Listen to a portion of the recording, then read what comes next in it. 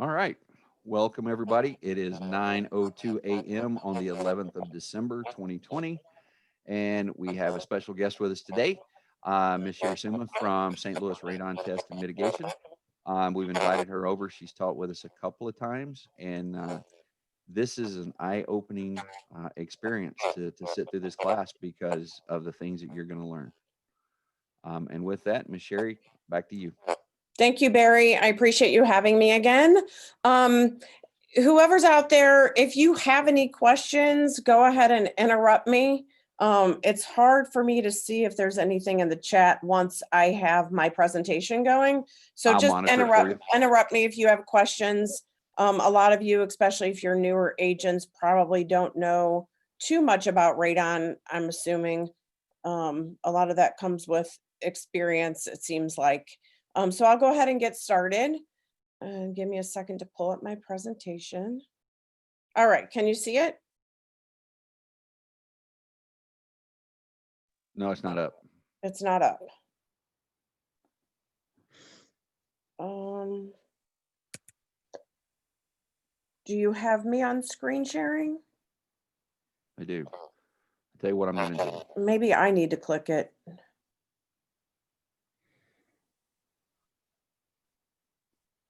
There you go. Okay, but that's not me. Now can you see it? Yes, ma'am. Okay, great. Okay. So again, my name is Cheri Suma. Don't let the name St. Louis Radon fool you. We do mitigation in Illinois. We don't do radon testing, but we do radon mitigation. And we do testing in Illinois, just larger scale projects like condominiums, apartments, schools, stuff like that. But we don't do residential testing, only mitigation. So just the agenda real quick, just a brief like Radon 101, what is radon, that kind of thing. Then we'll go over testing, mitigation, and the next steps. Our mission is to raise awareness in the community. We do a lot of education to real estate offices like this, but also we educate school administrators, legislators, and homeowners about the dangers of radon. So what is radon? For those of you who don't know, it's a cancer-causing gas. It's colorless, it's odorless, you can't taste it, see it, or smell it, but it can be present at dangerous levels in your home. Radon breaks down into radioactive particles, and when they are inhaled, they become trapped inside your lungs. And when they further break down, they can damage the lung tissue and actually alter the DNA of your cells and turn those cells into cancer cells. Radon is the leading cause of lung cancer in non-smokers. It's the second leading cause of lung cancer overall. Indoor radon exposure is the leading contributor of radiation in the United States. And 21,000 people a year die of radon-induced lung cancer. So that's a significant number. It actually equates to radon-induced lung cancer being the sixth leading cause of cancer mortality in the United States. So it is something to be aware of, and it is something that is very real. Again, radon is naturally occurring. It comes from the breakdown of rocks and soils underneath your home.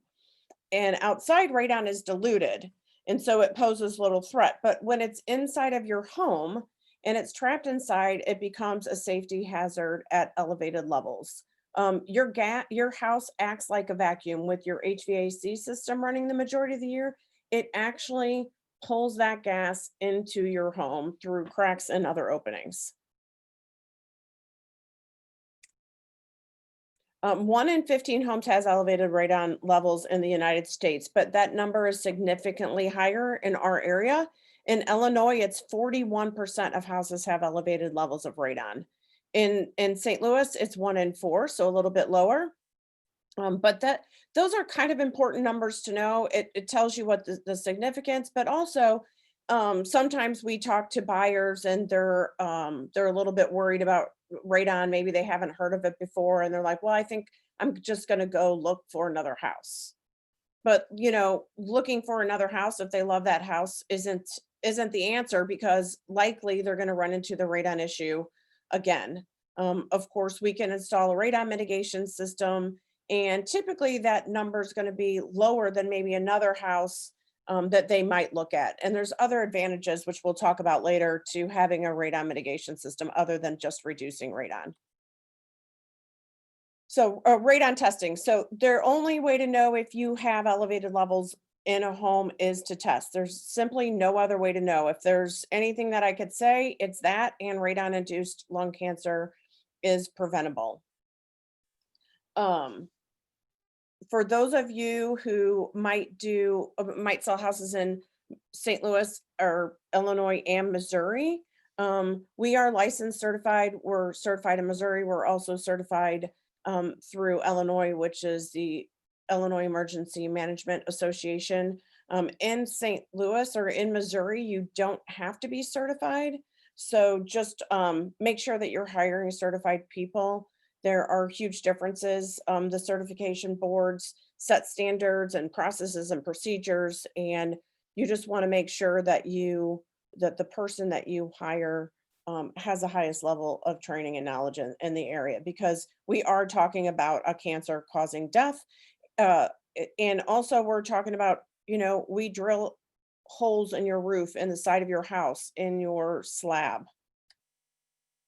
So what are elevated levels of radon? Well, the EPA considers anything that is 4.0 picocuries or higher they recommend that you install a mitigation system, that you take some kind of action. There is no safe level of radon, so you want to be exposed to the lowest level of radon over the shortest period of time in your life. That includes any area that you spend time indoors. Radon is not just in houses, although that's what we're normally talking about, but it can be in schools, office buildings, condominiums, apartments, any indoor space that's enclosed. Cheri, I have a question. Sure. We do sell some duplexes and townhomes. If you have a test done, say on a townhome that's connected to another home, a semi-detached, I guess would be the best way to put it. If I have a radon mitigation system on my side, is that going to do the trick for both sides, or does each individual structure? I mean, you know what I mean? Because it's one structure, but do you need multiples? Sure. It depends how it's built. So a lot of times there's footings, especially if it's a condo or an apartment, there's going to be footings that separates those buildings, even though it's one building. So we can't pull air from underneath one slab to the next. A lot of times on a duplex, it depends, same thing, how it was built. Sometimes duplexes have the same foundation, and it's one foundation. And so in that case, depending on the size of the duplex, one system could be helping both units. Okay. Okay, so this slide just represents, again, the only way to know is to test. Your neighbor could have low levels of radon and you could have high levels of radon, because it's just a concentration of uranium, and it could be different under your house versus your neighbor's house. So just once again, every single house needs to be tested. And it doesn't really matter, new houses, old houses, new construction, radon builds up in 12 hours once a house is closed up. In Illinois, they are required, new homes are required to have passive radon systems. A passive radon system, and I should add some slides in here about this. A passive radon system is a radon system without a working fan. It has no fan. It's just the piping system. So any house that you buy really needs to be tested. A lot of times, unfortunately, with passive systems, people think they have a mitigation system and assume it's reducing the levels below 4. But you can't even rely on the fact that was tested. So definitely be testing new construction, or if you ever see a passive system. Also, like if there is an active mitigation system, you should also be testing, because you don't know if conditions have changed. You don't know what the test results were initially, if somebody did post mitigation testing, you are required to, but well, you're not required to in Missouri. In Illinois, you're required to have post mitigation testing, but they leave that on the seller or the homeowner. So a mitigation company can only mitigate in Illinois. In St. Louis, we mitigate and we test our houses after we mitigate. So we know if we've solved the problem or not. In Illinois, it's up to the homeowner to test after the fact. We follow up in Illinois with every single one of our customers, whether it's in a real estate transaction or not, to make sure that they have tested, but not everyone does. And there's no checks and balances with the state of Illinois to make sure that's happened. So I'm just reiterating the importance of testing, especially in a real estate transaction, if there is a mitigation system. Cheri, I have another question. Sure. And I think this is going to be for those that are watching later as well, really important. We have sellers tell us, hey, I heard that this radon stuff kind of moves around. And so they hear that, you know, today you test and it's all good, and tomorrow you test and it's, you know, 5, 6, 30, whatever. And if you test 2 weeks from now, after you have the windows open and let fresh air go through the house, that your radon level is going to be good again. Obviously, we have sellers who don't want to pay for this, right? They know that they're going to end up putting a system in. And so they hear all of these rumors. And I just wanted to bring that up on here and have you address that. Okay, sure. That's a great talking point for me. Okay, so radon levels fluctuate because it's a gas. However, they don't fluctuate that drastically. They don't, like move around. There are things that you can do to your house to change your radon levels or to alter your radon levels. And that's why, and we'll go over this later, but that's why the EPA recommends that you test for radon every 2 years, whether you have a system or not. There are things that can change radon levels. Changing your HVAC system, installing new windows, installing a sump pit, remodeling or fixing up your basement, adding a basement dewatering system, a drainage system, drain tile, those all can affect your radon levels. And so testing every 2 years is kind of a catch-all. Sometimes in the winter, radon levels can be higher because there's a greater pressure differential between the indoor air and the outdoor air.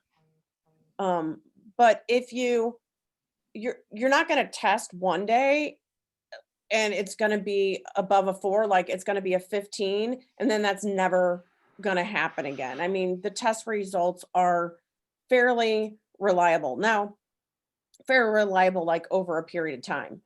Now, you can do longer term testing. The problem is in a real estate transaction, you don't have that luxury.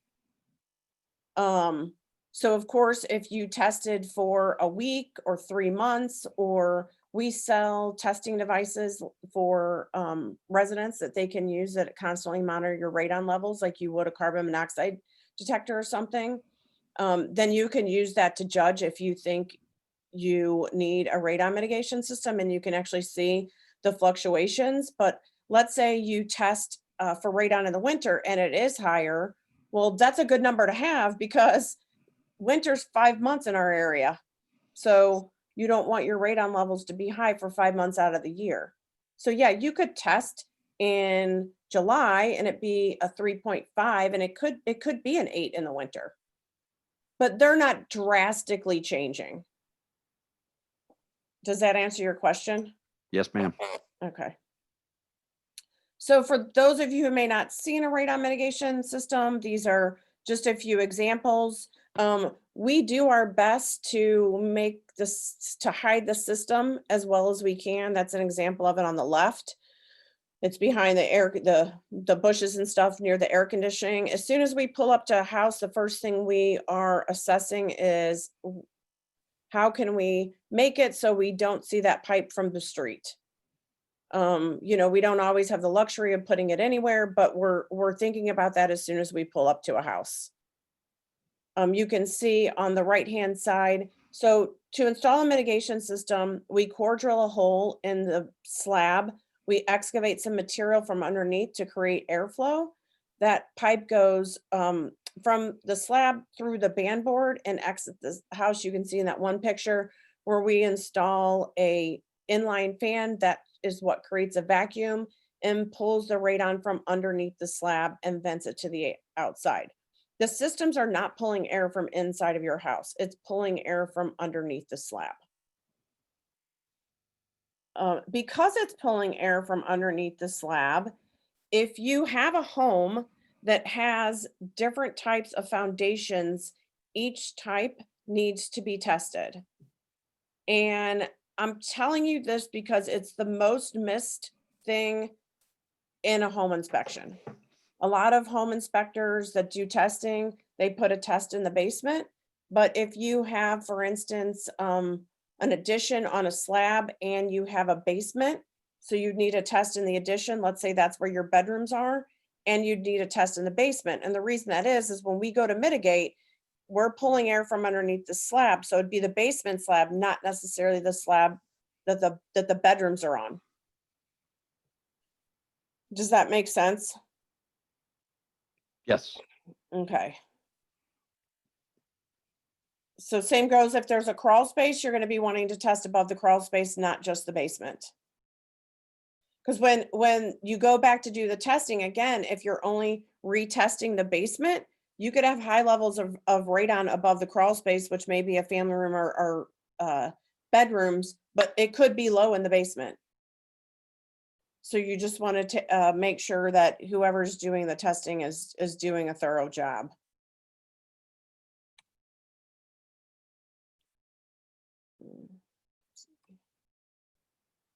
Here's an example of just something that needs to be done. This is a fire collar. We have to put these on. It is code. Make sure that you're seeing this in houses that have garage systems. So sometimes in those pictures I showed you where we put the system on the outside of the house, but sometimes we're able to install the system from the basement through the garage. This pipe is actually in a finished garage. And when we do that, we need to install these fire collars because we're going through a firewall. Again, it's just, make sure that you trust your mitigator, because there's little things like this that make a big difference that you may not think of until it's too late. Yeah, and I was going to say, I've seen several systems that don't have this fire collar on them. Right.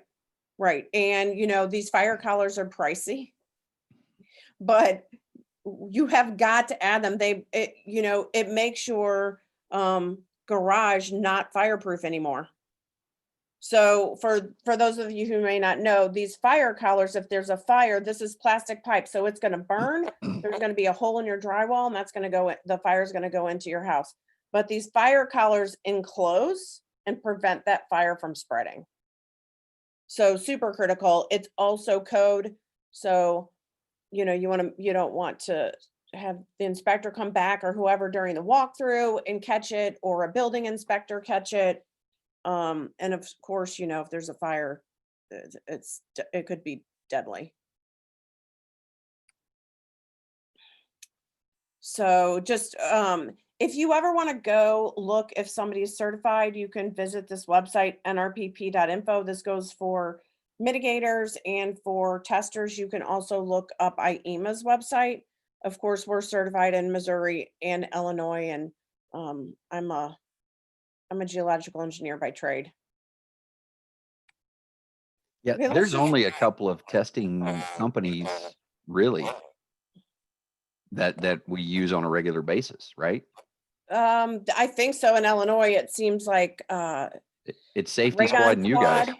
Excuse me? It's safety. Yeah, Radon Safety Squad. Yeah. Yeah, I think she does the majority of it. I know there are some home inspectors over there that are certified. And most of them won't touch it. Yeah. Yeah. Erica has some pretty competitive prices, and it makes it hard for anybody over there to compete. But I'm sure she does a good job. She does a ton of testing. Mhm. But there are other people over there that do testing. Although I bet she has the 80% of the work from what it sounds like. Okay, so let's just run through some true and false questions. 95% of lung cancer patients are smokers, are former smokers. This is actually false. They say up to 15% of people are non-smokers that get lung cancer. It's just we've been hearing, forever radon. We didn't start testing for radon until the early 90s mostly. And so it's just ingrained in our heads that lung cancer is associated with cigarette smoking. But you really only need to have lungs to get lung cancer, and radon is the largest contributor. 20% of lung cancers in women occur in people that have never smoked. Uh, Lung cancer associated with radon is actually more deadly for women than breast cancer. The EPA action level for radon is 4.0 picocuries per liter. So does that make 3.9 safe? No, it doesn't. Like I said earlier, you want to be exposed to the lowest level of radon over the shortest period of your time life as you can. Essentially, 3.9 is no different than 4.0. The EPA just had to draw the line somewhere. So if it's your house, or if it's a buyer's house that you're representing, give them the advice, hey, don't forget about this radon thing. A lot of people consider radon a pass fail thing. I always hear customers like, we passed or we failed. Those numbers are actually, they're pretty critical. So if you quote unquote pass, but your numbers are 3.5, I would advise your buyers after they move in, maybe 6 months later or in the winter, to do their own test. You also, Barry kind of touched on this about windows being open. You don't really know what the conditions of the house were since you weren't living in it when the seller tested. And we'd like to think that everybody is, the house is closed up and the windows and doors are closed during the testing, but you just don't know. And I can't tell you how many times we go to pick up a test and somebody's moving out and they've been moving out for the whole day. So not really intentionally trying to be fraudulent or anything, but they're just not thinking. 4.0 is roughly equivalent to getting 200 chest x-rays, and 10 picocuries equates to smoking 1 pack of cigarettes a day. That is true. So 4 picocuries, which is the action level, is equivalent to smoking 8 cigarettes a day. So, and the x-ray thing is really alarming. I know nobody wants to unknowingly, quote unquote, be smoking. That's an interesting one because I just had a house recently that it was 30.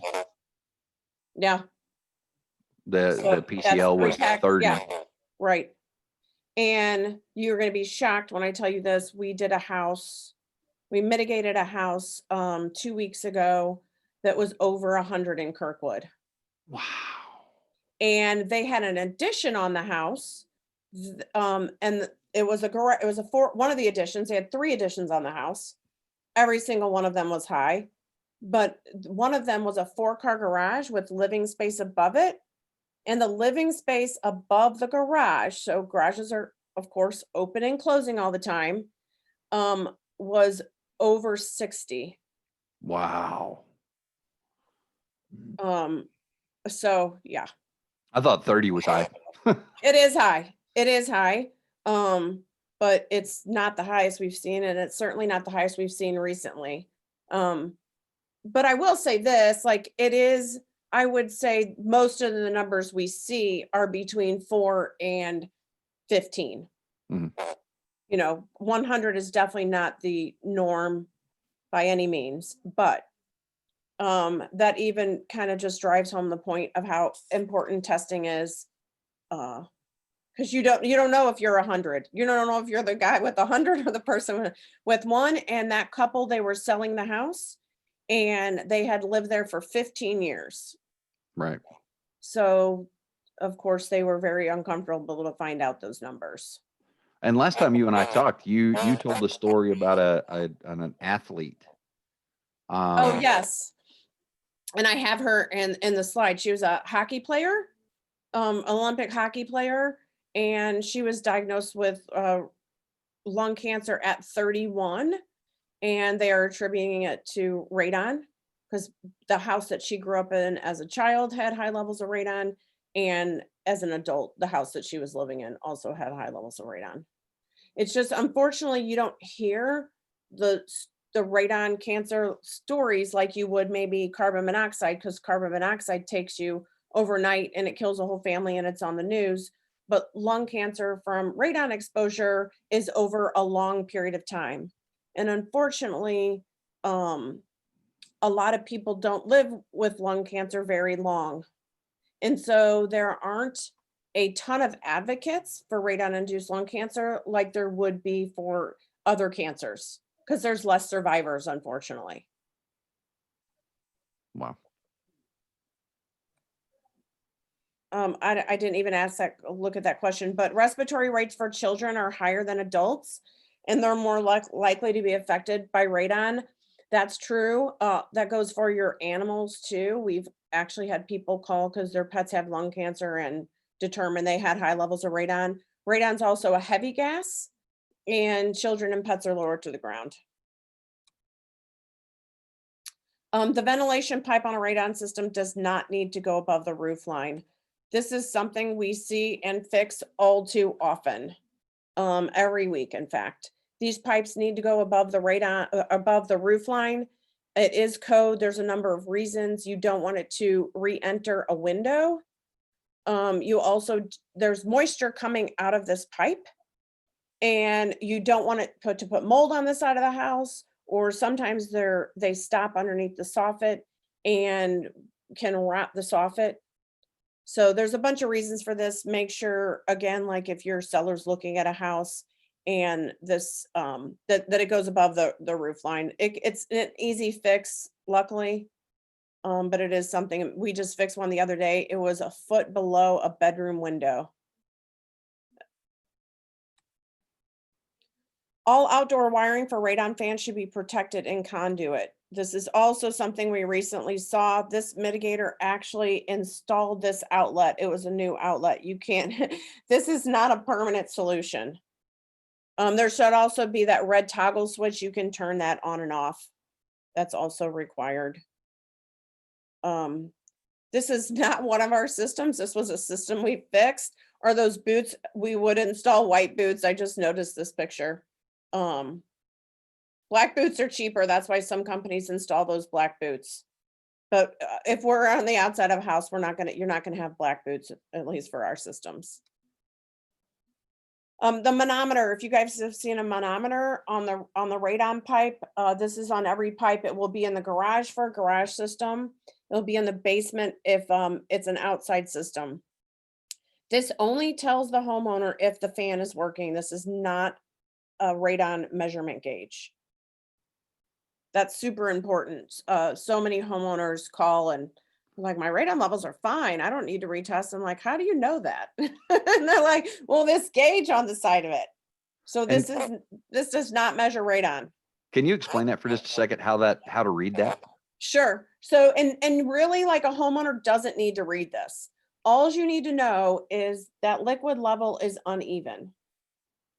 If it's uneven, it means the system is pulling air, therefore the fan's working. If it's even, it means your fan's not working. Now, we use this gauge as mitigators for other reasons, mostly to see if the fan is sized correctly.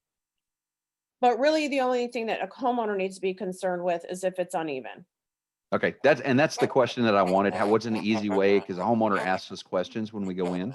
Yes. Because they like to show off the radon mitigation system, by the way. Good. Hey, look, I already had one put in, so I don't need another one. You know, that's one of the things that I don't have to worry about. Sure. And they always take me to the basement and show me. Yeah, so you just want to make sure it's uneven. Of course, you can normally hear it. You can put a hand on your pipe to see if it's vibrating, but yeah, just look at it every month. It's uneven, you're fine. If it's even, call us. Got it. Usually a radon fan, they're warranted for 5 years. Usually they last anywhere between 5 and I'd say 15 on average. When installing a mitigation system, your sump should be covered and sealed. This is also something that doesn't happen a lot, that absolutely needs to be sealed, airtight, and covered. It's hard to tell, except there's yellow stickers on this. We use clear lids so that you can see the water in the sump. That white cap on there is so you can easily pop it off to put water in the sump to test the pump every year. But this needs to happen. It makes the system run more efficiently. And if it's not sealed, the radon system, because of that fan, will actually be pulling conditioned air from underneath your underneath the slab. So higher air conditioning bills, higher heating bills, because you're just sucking that air right down in underneath your slab. Okay, this is a common misconception. Radon is only in your basement. Of course, it's in your entire house. We test for radon in the basement or the lowest livable area of your house because that's where it's the highest. But it can be everywhere in your house. Like I said, that house above the garage, it was over 100. It's usually just not as high. If you have a super old house, we've seen houses that like dirt floor in the basement, the ceiling 6 foot high, those should not be tested. In that case, you would test in the main floor of the house. I've heard new home builders tell customers that if they close the basement door, if they're not going to use the basement, that will solve the problem. That does not solve the problem. The EPA recommends testing your radon system every, I don't even know what that says because I can't see my slides, but it should be tested every 2 years. We kind of already talked about this. Radon testing is a great topic to talk to your sphere of influence. We're always looking for reasons, excuses to call our past customers, and radon testing is a great one. Like, hey, sold the house to you a couple years ago. Just curious, just want to remind you it's time to test for radon again. Just a good talking point. Hey, I'm going to add right here. Cheri sent some things over to the office. I have put them in. And one of the things that I did put in the office are some door hangers. And they would be great if you're actually doing door knocking or if you were walking around putting stuff on people's front doors. Put your door hanger and put Cheri's door hanger on, and you're partnered with a quality organization that can do radon mitigation. Yeah, 'Cause remember, and there's also, if you guys don't have your own door hangers, there's a place on our door hangers at the very bottom for you to staple your business card. Like, I have words there in case somebody wasn't stapling their business card, but you can, it's a perfect size for your business card. Just staple it over. What do I have? Let's see.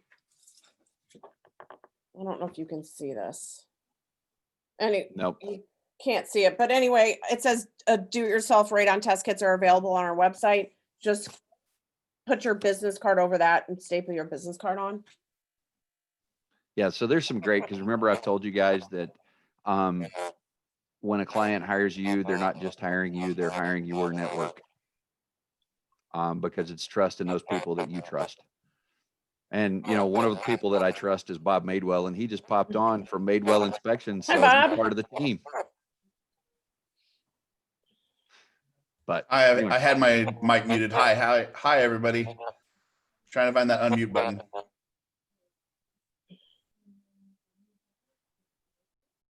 Do you do testing, Bob? So yes, on this side of the river for Illinois, we use the Radon Squad only because. Have you guys started doing tests over here in? No, Illinois? we're only doing mitigation. I remembered that. That's what I thought. But over on that side of the river, we use you guys. So yeah, awesome. Okay, so we are the largest radon testing and mitigation company in Missouri, if you can believe that. We've installed over 12,000 mitigation systems. So the good thing about that, there's not a lot of houses, situations that we haven't run across. Homes with basement walkouts don't need to test for radon. This is another common misconception. people think they're not as airtight, but we install systems in houses with walkout basements every single week. We've already talked about the house next door. Selling a home that has a history of radon is difficult. We haven't found that to be the case, although of course home buyers are wanting you to mitigate if necessary. One thing that we've started suggesting is that before people list their house, that you could have them do a radon test. We sell these radon test kits for $20.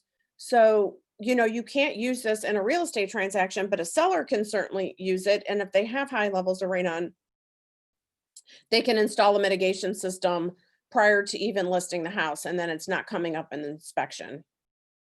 It seems like most sellers are paying for the mitigation system. At least that's what we find. It's probably, it seems like it's over 90% of the sellers are paying for it. And especially times when mitigation companies are busy, it's nice to get it taken care of early in the game than trying to get it in before a closing. Although, of course, we do everything we can to hit your closing dates. Again, every kind of building needs to be tested: commercial, office, apartments, condominiums, even condominium buildings like Barry was talking about, schools, daycares. Approximately 25 people die of radon-induced lung cancer per day in the United States. It's actually larger than that. It's 60 people per day. Again, it is a serious health concern.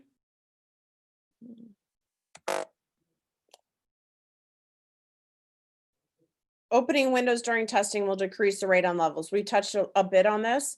It can actually increase the radon levels as well if you don't do it right. Not that there's a right way, but there's a right way if you're trying to cheat. But sometimes this will backfire. Of course, if you are on the buyer side, if you are doing a home inspection, let's say, you know, like Bob's doing a home inspection, but he has Erica come do the testing, and she already has a testing device. Let's say she sets the test on Monday. He's there doing his home inspection on Tuesday. If he notices, or if the windows are open, somebody needs to be alerted.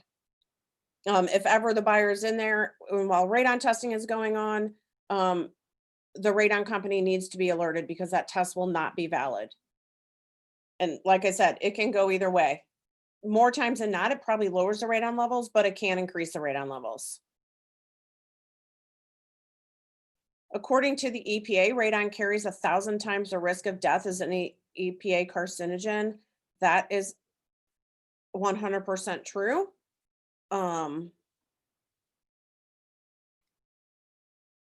Having lived in my house for many years, it wouldn't matter if I took action against radon now. I can't tell you how many times that we hear this, but similar to cigarette smoking, it's always going to be a health benefit to reduce radon, just like it is to stop smoking. At any time, it's immediately a health benefit. While we're kind of on the topic of smoking, if you are a smoker and live in a home with elevated levels of radon, it increases your risk of cancer by 50%. So we also hear people say, well, I'm a smoker, so I'm not worried about my radon levels. You definitely should still do what you can to reduce your risk of lung cancer. I tested my home for radon recently, and I got a safe zone of 1.9. I never need to test again. Again, yes, every 2 years. Like I said, installing new windows, adding an addition to the house. Cracks can open up. A new subdivision is being built behind you, and they're doing blasting, installing a sump. And like I said, every 2 years is kind of a catch-all. Mitigation, same thing. If you have a mitigation system, you should still be testing. According to the EPA, air quality indoors is up to 5 times worse than outside. That is true. Of course, this is more important now than ever, with everybody's kids schooling from home, people working from home, people working in their basement where radon is the highest. Air quality is super, super important.